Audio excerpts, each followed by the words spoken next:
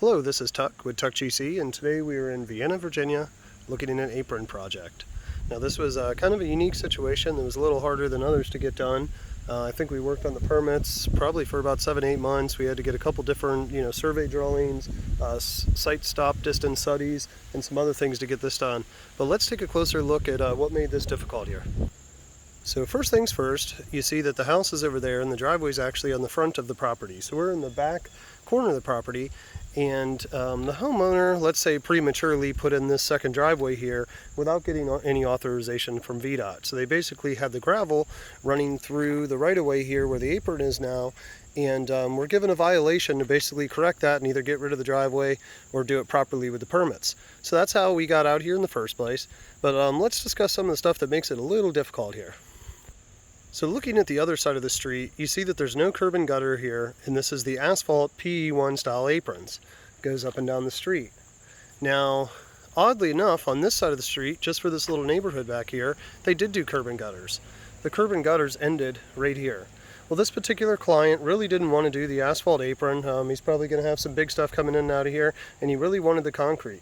So as you see, the sidewalk system there kind of ends. There was actually a huge amount of dirt here that we had to take out of the right-of-way, and then we connected from the old curb and gutter and continued and extended down the road with the same process. That's why, it was a little more difficult to get this done, get the special approval through VDOT.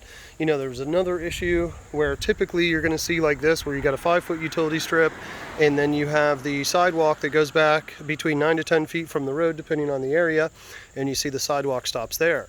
Well, in this particular case, the neighbor's property right here actually is the, 10 feet off, and this property actually ends 5.3 feet off. So it was a unique situation. VDOT was originally asking us to tie in the walkways and kind of make this a standard CG90 apron, but the problem would have been we would have had this weird crooked walkway that went across, and we would have had to encroach on the property owner's property here with sidewalk, which is not to the standard. I mean, it's all supposed to be in this right away.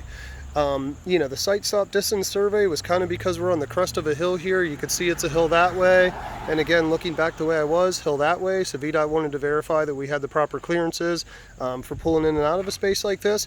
But those are basically the things that made this a little bit out of the norm.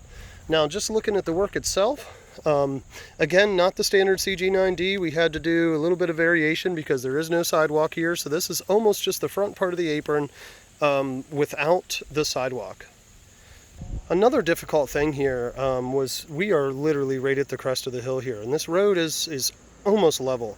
So the problem is which way do we take the slope?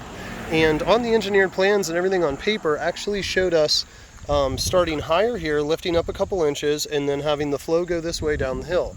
Well, problem was when we came out here and actually put that in the field, trying to put those plans to fruition here, this curb and gutter system here would have been about 3-4 inches higher than the road to make the connection. Well, you can't have that. That's not going to work.